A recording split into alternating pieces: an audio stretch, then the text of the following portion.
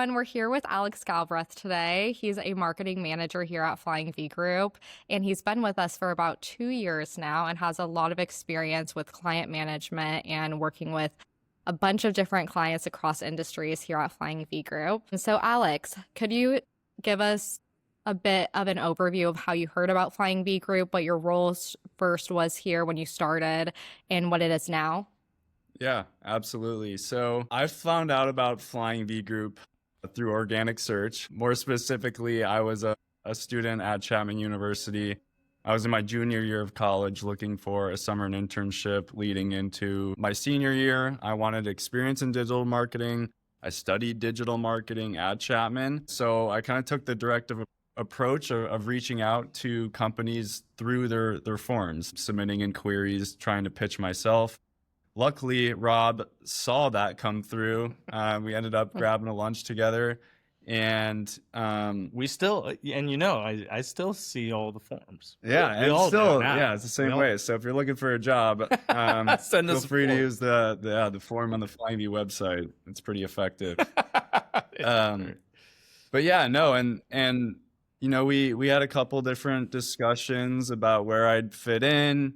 What I wanted to do, and then eventually Robb extended the opportunity for that internship in the summer. So I joined, and at first, a lot of my work was centric to starting what we now call migration lead gen, which is an outbounding system. So we wanted a way to basically add a service to Flying V Group to add direct outreach, right? A function of a BDR or a sales rep, something that a lot of companies could use because it's very labor intensive. And so we found out a way to automate that, to combine it with other automations on other channels. And that kind of, brought me into Flying V Group. That's where I spent a lot of my time initially. And then that progressed into a full-time role as a specialist leading that side of the service and of the business. And then more recently, a marketing manager role where I'm now, running point on new client accounts, trying to manage projects throughout different teams. And I usually sit on accounts through onboarding to the 90-day mark. And once we hit that 90-day mark, it's obviously the point in which we aim to have everything tidied up, performing smoothly. And then, from there, the teams kind of carry the account forward and I'm just there for backup. So that's kind of an overview. But amazing. Yeah, I was trying to, what was the first project? Was it a client? Yes, it was Doorjammer. Oh, wow. Yeah. Okay. Yeah. I was actually cold calling at first. Yeah, so was I. That's true. Yeah. We both were. Yeah. That was a fun project. Running through a Google sheet of phone numbers. That's right. Various schools throughout the United States trying to sell with Doorstopper. That's why we switched to email. Yes. It was easier. Faster. More effective. Automated. Yeah. And Robb, I wanted to hear from you. So when people are coming to Flying V Group or to you or someone at Flying V Group to look for a job or get experience in marketing or even just an internship, what are the key factors that you look in people that would take them to the next level to work for Flying V Group? Yeah, I mean, I think it is the initiative, right? Alex knows it took a little bit and he was persistent, and I'm thinking back, there was a point where I was like, it's no. Not, no, I think, because it's like busy stuff comes up, right time, right place, sometimes it works out, sometimes it doesn't, right? So, I mean, I think that's probably the number one characteristic, and you guys see it, of everyone that works here is persistent, go-getters, right? Don't just sit around and wait for things to happen, make things happen. So I think that's number one, because for me, it's okay, if someone catches my attention, then, well, what do I want to do with that attention? And a lot of times it's, hey, there's a problem I have, or right place, right time based on our needs. And so I'm more so, if I'm interacting, engaging, reached out, it is because I had a genuine need, right? Or genuine interest. So then at that point, I kind of look for, are they motivated by the right things? What's their work ethic like? What are they interested in is a question a lot of times I ask. I've asked both of you this, which is kind of an interesting one in an interviewing standpoint, but what do you want to do? I ask people that a lot.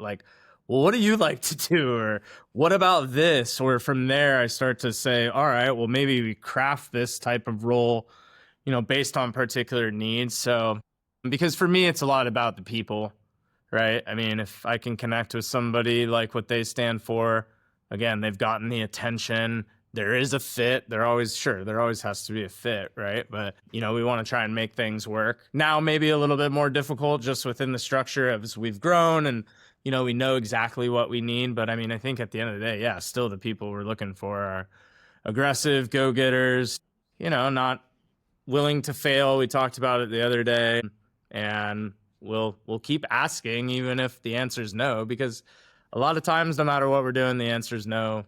No matter if it's trying to get a job or sales or dealing with clients or asking for whatever from friends and family. So it's good to get used to it. Amazing. And then, okay, I wanted to talk with Alex about when a client comes in, because you're very hands-on on the onboarding process. And when a client comes in, and like, what does the first 90 days look like when a client comes in? So how do you decide what to prioritize first in those initial months, depending on the client's goals and service mix? Could you give us a little bit of an overview of what that looks like? Yeah.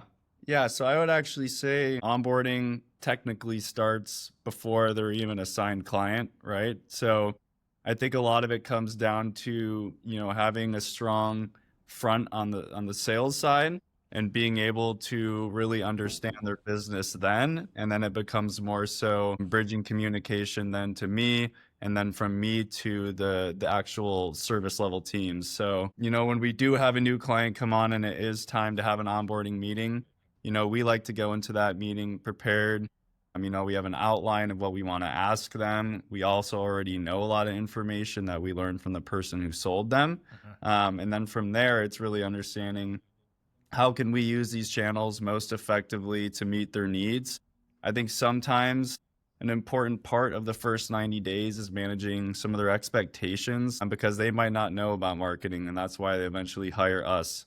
So it's really understanding and having them understand, what the 90 days look like, and obviously being in constant communication with them so that they're comfortable throughout the entire process and they don't wonder what we're doing on our side. But yeah, I would say the first 90 days, the first 30 days, it's really trial and error. It's learning how to set up certain things. Every client has unique technologies in terms of what they use. So our team's always going to go in there and figure out what's the best setup for this business, especially in the long run. That way you're not fixing anything later on and running into issues then. So it's really getting all your ducks in a row. And then when it is time to push them live, each 30, 60, 90 days, each has its own checklist of items that we want to, literally check off to make sure, okay, is this account on track? Are we missing anything? Are there certain things that we need from the client to succeed? And then by the time we hit 90 days, it's really, a very fluid process. You want to build a strong relationship with the client. So when you jump on those monthly calls, it becomes second nature. Go in prepared with an agenda. They know what we're going to review. They can ask their questions. And it's just a continuous evolution from there. Great. And then, Rob, from a CEO perspective, what are you watching most closely in the first 90 days? Good question. Yeah, I think part of it for us is just how we believe you should do things in general, right? It's not even necessarily about onboarding or what type of services, but it's over the years, the experience and the expertise that we've built up in terms of like, this is the way we do it, right? Like we've seen continuously over the years across many different clients, many different environments that these are the parameters. This is what's required to make things work, right? So for the first 30 days, to be quite honest, and Alex knows where I can be a friction point sometimes in our accounts, but it really is setting the expectations and making sure that the client is helping, not hurting, and then getting them in or out of the way, depending on kind of, what we're seeing very early on, right? Yeah. Because obviously, hey, clients, yes, we get it. You want results immediately. So do we, right? We're in a performance marketing space, but sometimes it's that quick reaction where it completely does derail things, when in reality, all we needed was a little bit of time, depending on how things were onboarded and changes or direction that was given there. We might have to adjust there. And then, okay, when you talk about 90 days, I mean, it really is, okay, we're setting off in this direction, which is generally, or hopefully if we sold it properly, the right direction. And then, okay, is it staying within kind of this scope that we know are general guidelines and boundaries for what will lead to a successful account over time? So it's very methodical. There's systems and processes in place. We're doing things for particular reasons. And then again, I'm basically saying, is this project within the scope of what I would expect is general success within those 90 days? So I know that sounds very broad, but we kind of know now, regardless of if it's this client, that client, or this client, they need to be within these kind of bounds of performance, results, KPIs, whatever those numbers might be. Even just, I ask Alex, general conversation with the client, right? How's business in general? That to me is one of the most powerful questions any type of person managing clients or a relationship can ask, right? How are things generally going? Because what are they going to do? They're going to do two things. They're probably going to say, hey, yeah, things are going good, but, and then they're going to tell you the one thing that you probably need to focus on more than anything, right? Or they're going to give you that general sense of we're doing good, we're doing bad, we're somewhere in the middle, right? So that's generally what I'm looking for. I don't know. Yeah. What about, I'm curious, you kind of like if there are certain flags too. You're obviously much more hands-on with the client, right? If there are any like pulses that you would look at differently than I would maybe in those 90 days. Yeah, I think, there are going to be certain channels where you can evaluate its success or validate the channel relatively early on. Yeah. Other channels you can't. So I think there are instances where you do have to have honest conversations with the client and position yourself as being the expert to then recommend, hey, this might not be the right channel. We might need to pivot if we're looking to accomplish this and that, right? So I think a lot of it comes down to, really building a very solid level of communication with them so that they trust you, and then they'll trust your expertise, given, you do need to pivot to something else. Miranda, I'm curious too, because for the people that don't, you obviously are hands-on with accounts as well, right? And managing those expectations. You work on the social media side, a lot of content. I'd be curious to hear from you and your perspective as well, because I know Alex and I were more paid inbound search, right? We don't know nearly what you know.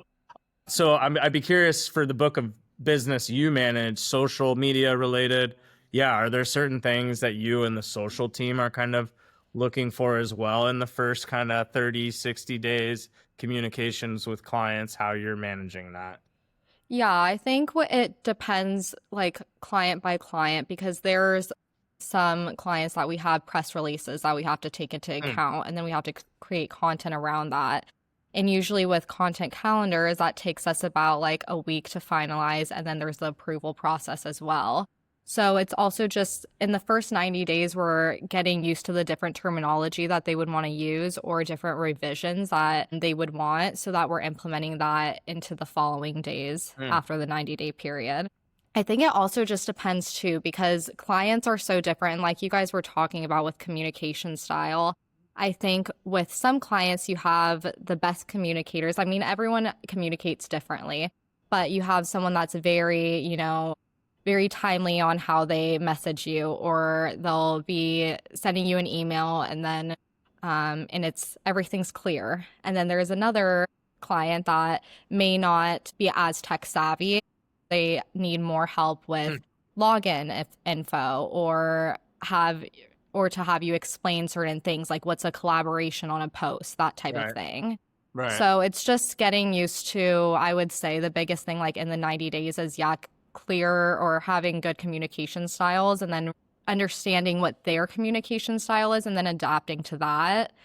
And then also seeing the different type of terminology they would want to use for captioning. And yeah, but I think that would be two of the most key points, like for the social side, and then just overall client wise. I would say like, I mean, from my seat, both of you are kind of hitting on communication more and relationship building as well. yeah. Mm-hmm. Right? Yeah, I think Miranda, it's with the way you're describing, right, how they might yeah. communicate or what platforms, channels, so that management from a people to people perspective or standpoint. Yeah, I think like within my experiences, kind of when I first started working at Flying V Group, I had a client that there were a lot of different things that I had to be cautious about because of the specific client that I was working with and the company that I was working with. And then some different clients, like now that I'm working with more, they're more flexible and lenient. So that makes things a little bit easier, but also challenges are good because you learn from it. But I think, yeah, definitely relationship building, because if a client is coming in, you're going to be wanting to work with them for the next, couple years. You know, we want them to stay. We want them to like the quality of work that we're bringing in. So I think, yeah, relationship building in all aspects, I think, like even when you're just communicating with a friend, you know, building that relationship and like having a clear communication style is so important in all aspects of life. So yeah. Good stuff. Yeah. Good stuff. And then Alex, I was wondering like what workflow or operational tools have made the biggest difference in your day-to-day, whether that being communication, task management, research, or even content creation? Yeah. Well, we use various tools for various functions. I would say when I think about onboarding a new client that's maybe multi-service, right? There's a lot of different things going on. You know, ClickUp is what we use as a project management tool and function. So I rely on that. And I think, you know, our teams rely on that as well, because it's a place where you can give them information on a task. You can give them a due date of a task, a priority of a task. You can assign multiple people to a task, right? So obviously you have communication channels like email, and you have Slack, and Slack's also incredibly helpful for certain reasons. But as far as getting things done, I would say ClickUp is probably the most useful, and it integrates with, you know, millions of other channels, right? So it's something that we use and that we rely on. And then, yeah, you do have Slack. So we use Slack a ton because obviously it's a little bit easier to navigate. It's a little bit more instant in terms of your communication. And if you have the precedent that people are to be, you know, using it and active on it during working hours, you're likely going to get better responses there than sometimes trying to manage directly through a tool like ClickUp. So when we have, you know, urgent needs, super pressing things or questions that are maybe not meant for a channel like ClickUp, that's when we use Slack. And I'd say we use Slack pretty extensively throughout the entire organization, whether that's internally, you know, that's building out client-facing channels too. Like during the onboarding process, what I ask them is, hey, do you guys use Slack? And if they say yes, then that means we can go ahead and create a Slack channel and add their team directly to it with ours.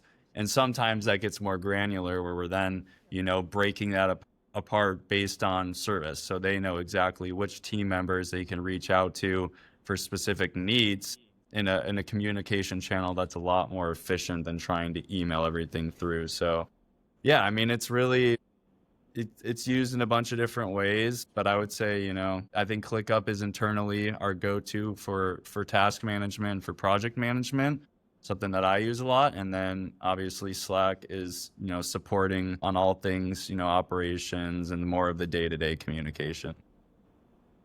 Great. And when like working in marketing, what is one workflow tool, AI or not, that surprised you by how helpful it actually became?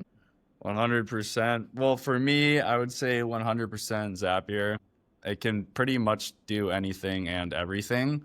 And it's pretty standard now that any tool can connect to Zapier. Really, it integrates with nearly everything I've tried to integrate it with. It's helped us with so many different functions across paid, across organic, across, direct outbound messaging and the stuff that I'm managing too. Like, it's very effective and it's very versatile if you do know how to use it. And there's always going to be a learning curve to tools like that. But it's something that I was like, oh, this seems like a big, scary and complex tool.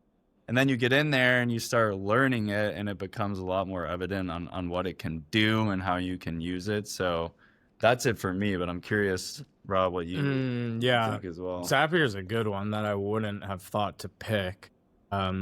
Especially probably now, your side operationally, just with all the automations through Zapier to do certain tasks and workflows. Because like what's interesting, and not to get too AI, but like a lot of what ChatGPT and some of these things that you're seeing, Agentic you're hearing about, they're facilitating workflows that, like Alex can attest, I mean, we've been building for a long time, and Alex has been here how many years now? And then I go back even to 2017, 2018, we were using Zapier then, and then the workflow that we're processing through is still the same as it was back then. We were just going through our MailChimp account. Miranda, you were on that call, right? We were building those in 2019, and it's like we wouldn't change anything. And then now the LLMs and the Agentic that would be doing it would just be automating what we already set up, right? And had been setting up in the past. So like Zapier thinking is a great answer, because it essentially is like an LLM linchpin for Agentic that delivers that. And then that's what AI now is starting. Narada, right? Client of ours that we're a partner with, advisory. That's what their workflow automation, right? They are actually allowing that AI tool to go get all of these things done. And in some instances, set them up too. But let me think about, tool. Slack is game changer, right? I mean, just because, especially the nature of our group, right? Multinational, all over, different time zones, different languages. I'm trying to come up with a better one that we haven't already hammered. ConvertFlow. I was about to say that. Yeah, ConvertFlow is like, I don't understand how not every website has. It's just a pop-up tool, like at the most basic level, and allows you to run variable tests. And we'll just set up some basic parameters, pop up 3 seconds and 20 seconds, and then 50% scroll and 75% scroll, and round robin test those. And we're collecting email addresses, right? And then some sort of offer maybe, but then really the real gold in there is that email that we then are able to build segmented customer lists and email them special offers and send them advertisements with retargeting. So ConvertFlow, props to those guys. I've been working with them, and Ethan, I think, Ethan from way back in the day. That's a tool that we need to use it more, actually. Yeah. Now that It's literally, it should be like on every one of our anyone can sites. know how to use it too. Like if you wanted to build a landing page, you like pop-ups easy too, but like there's no easier way to go and build a landing page than in ConvertFlow. Right. Like they truly make it really easy. Yes. And I think what you're seeing is with the automation and then understanding how these LLMs and the protocols are kind of pulling these pieces together and automating and doing it, you can actually see how it works in terms of how you learn to do these things by using them. And like, so, okay, Rob, what do you mean by that? It's like, well, okay, Alex, go figure out how to use ConvertFlow. Okay, well, what is Alex going to do? He's going to learn how to install it on a website. It gets installed on the website through an API or through some sort of connection, whatever it may be. It's on the website. It pops up. It captures email, right? Great. Alex just did a function. Awesome. He has an email. He now has this email. Where is it? It's probably in a database, right? A Google Sheet is a database, right? Boom. We move it to a Google Sheet. What does Alex look at next? Oh, well, what do I want to do with it next? Oh, I want to send it to MailChimp for my email marketing to send them emails. How do I do that? Zapier, API connection, webhooks, right? What are LLMs, Agentic models doing? They're just facilitating that workflow. So it's like, why are humans understanding AI and LLM so well? Because if you're actually training and working on the tools, you're doing exactly what the LLM, the AI is doing quite very fast, obviously, right? And at rates that we can't learn, but where, hey, that tool will help facilitate what we've already been doing just so much faster and so much easier. So efficiently, yeah. more efficiently to bring it roundabout. So Miranda, I want to know from you too. Yeah. What tools? Well, initially yeah, I know. I'm sure you will, but yeah, Slack we've obviously hammered. I'm sure you love Slack, or I hope you love Slack. Who doesn't? Yeah, initially the first thing that came to mind was Gemini, just Oh, wow. because when like this is something we discovered, like the social team, but when we send so many emails every day that it's like, yeah, we tag them and, you know, we try to be as organized as possible.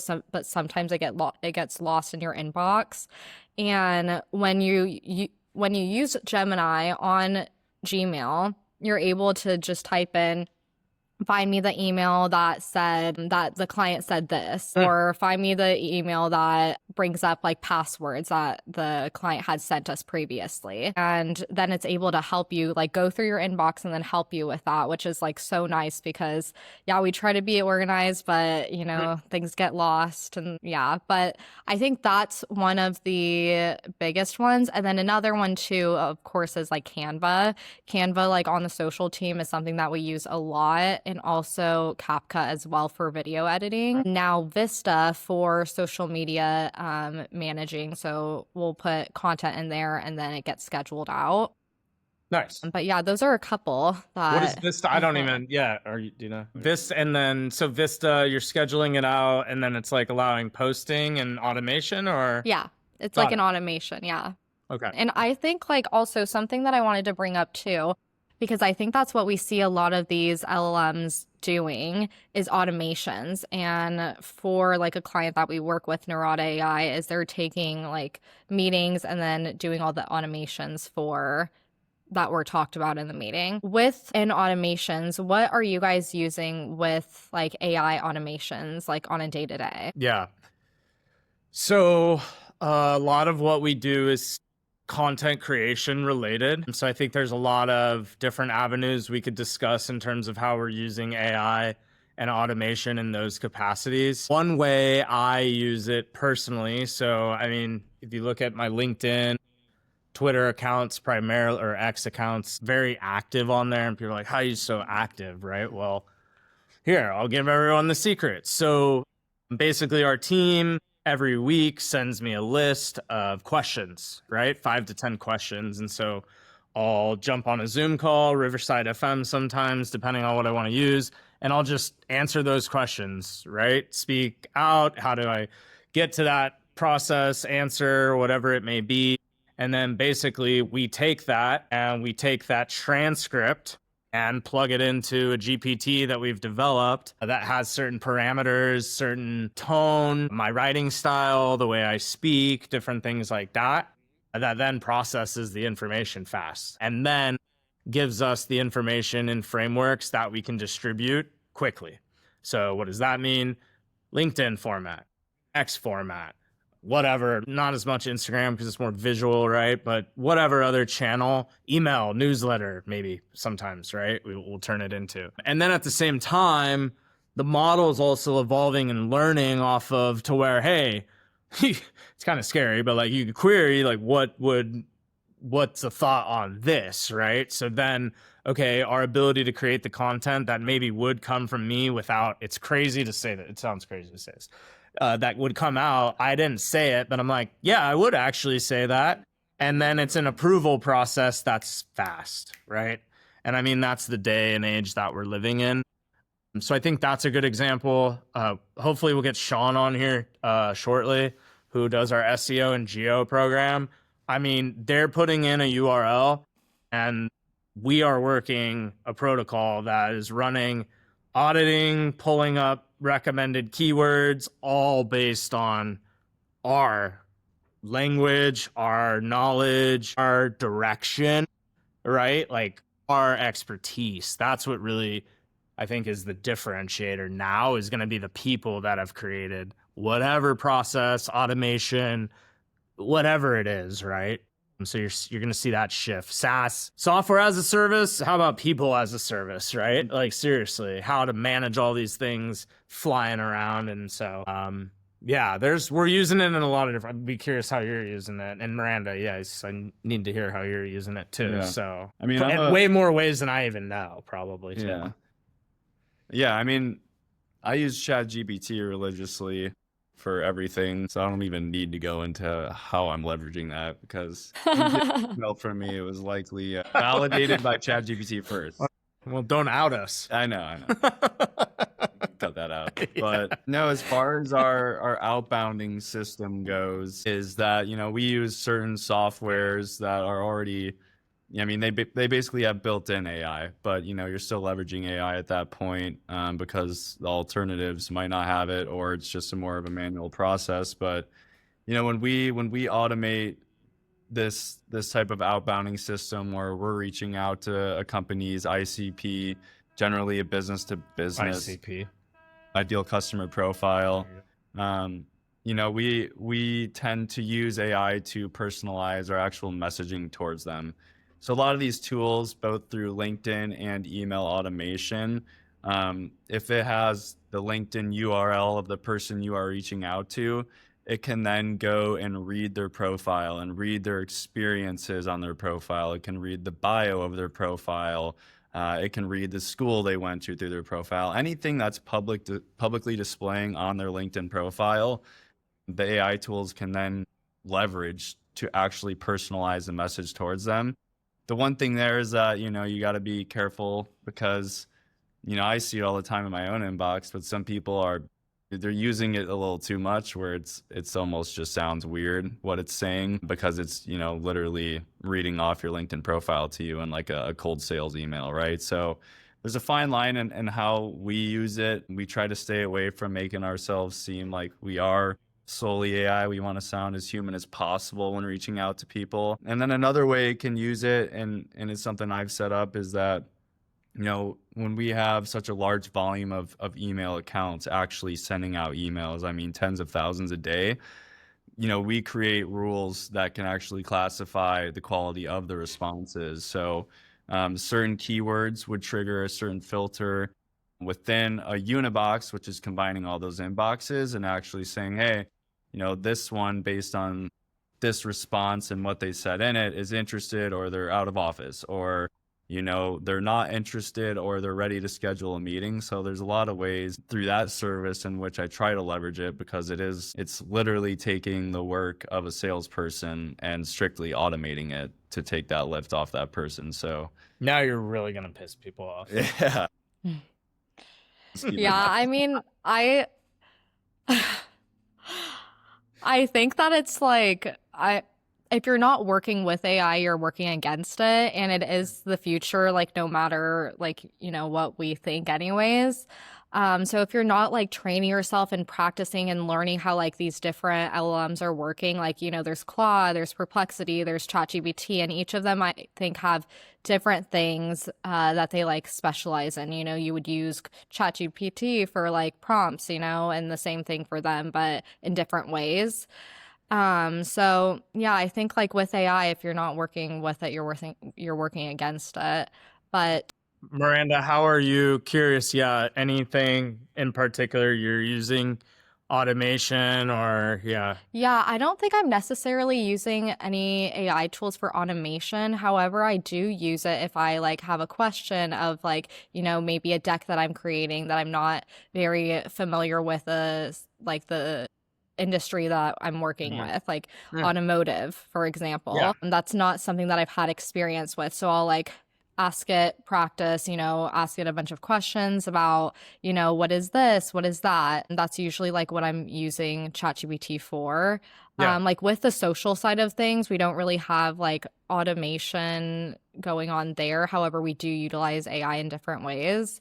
But I think from a biz dev perspective, a way that I could use it there would be to cold email, like Alex was talking about. But yeah, so I think that, with AI, it's a really big industry, and we're seeing tech take off and change in so many different ways every day. And I think, yeah, at Flying V Group, that's something that we utilize. Yeah, I mean, I think that's the key, right? You said it best at the beginning there. You're not working with it, against it, right? And it is the way things are moving. And I think we've seen a ton of advantages in using it from day one and embracing it and having hands-on and understanding what it can do. I think that's the number one thing, is we at least know, okay, we can use it in this way, we can't use it in that way, and then being able to communicate that effectively through to our client to protect them in ways too, right? Because like one of the things we've seen with AI is talking about content. Yes, it's gotten easier than ever to produce content. Well, guess what? The ones that are abusing that are absolutely hurting themselves in every way, shape, or form. Yeah, they're seeing an initial spike, let's say, if they're producing X amount more blog posts, but in the long run, right, they're going to put their website in a very vulnerable position to try and claw back organically. So it's like, yes, we want to utilize AI to go fast, create more content to a certain extent, until you realize, wait, diminishing point of return, flagging, penalization, right?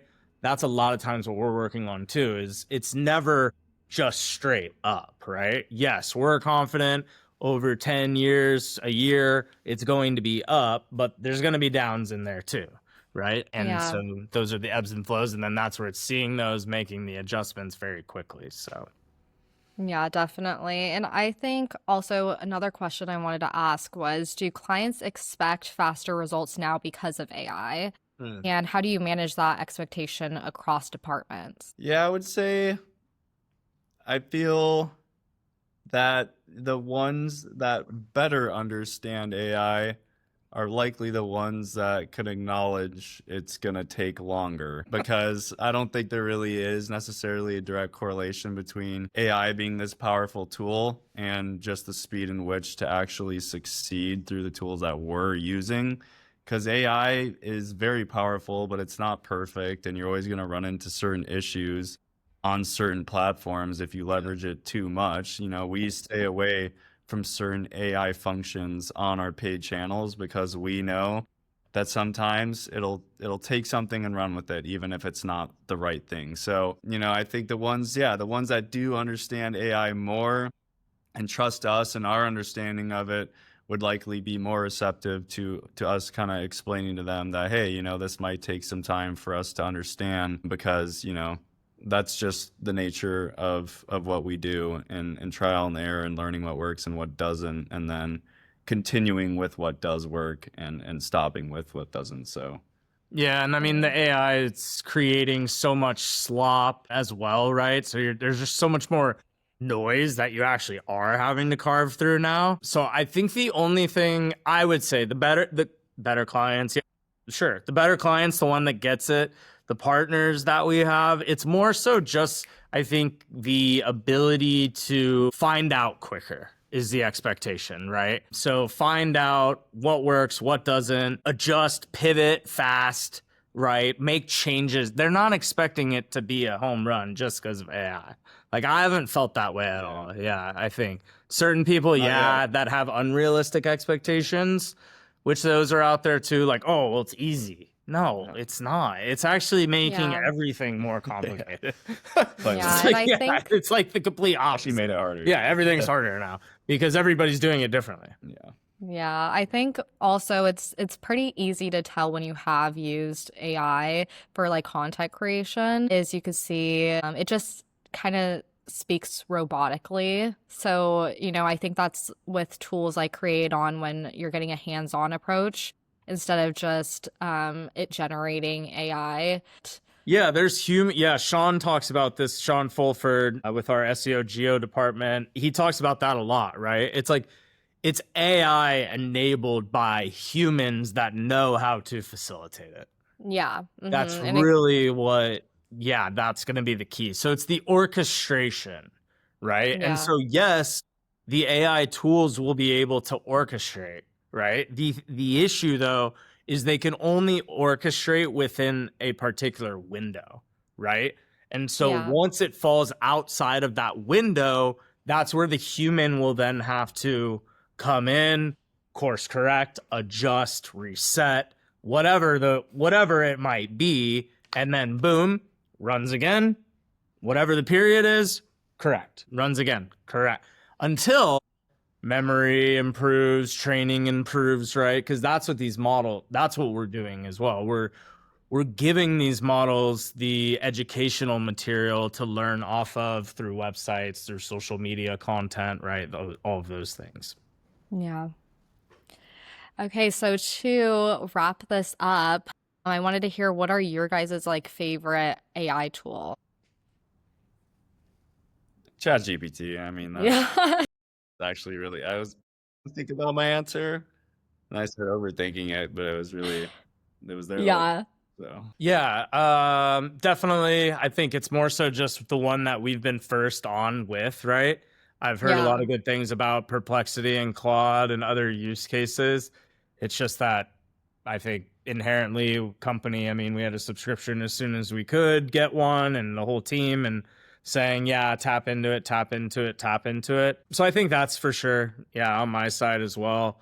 But then within ChatGPT, I like the GPT tools that you can start to build your own models. So like that's been super cool, and what I've used to kind of even like carve out, and I just use them for myself sometimes, even just like as a memory bank, which I know security guys are probably like, no, Rob, no, right? So you got to seriously be careful what you're uploading into those memory banks, right? Nothing Yeah. confidential, but anything, hey, strategy or concept or ideation, thought leadership, those sorts of things, it's really good for recall.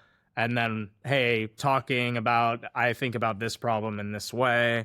So you can model some of those GPTs and then go call upon it for, if it's SEO related strategy or paid media related strategy, or going to Alex and saying, okay, Alex is unavailable, but boom, there's a GPT on how we do our email setup, best practices, those sorts of things. So Yeah. those are all readily available for everybody to use. Yeah, out there. Yeah, I would say ChatGPT too. But yeah, I think that like we are very loyal to ChatGPT because this was our first into like AI and giving it prompts and, answering stuff for us. We're even like now seeing people take their contracts and documents and everything, and like instead of hiring a lawyer for some things, not everything, of course, but like putting it in ChatGPT to like, flag any key points that like you would think are not so good. Yeah, we just chatted with a company the other day. Magic Mirror is their name, and they basically are almost like compliance, right? So they'll come in and they'll actually go and scan LLMs and GPTs to see like, hey, is there any of this flagged material that's in these training models that should not be there? And trust me, there's probably tons. There is. I know there is. So, but yeah, it'll be interesting. Yeah, I could talk about AI and marketing for all day. Ever. But anyways, thank you guys so much for joining today, and Thanks, have a Miranda. happy Thanksgiving. Alrighty. See you next week. Bye-bye, everyone.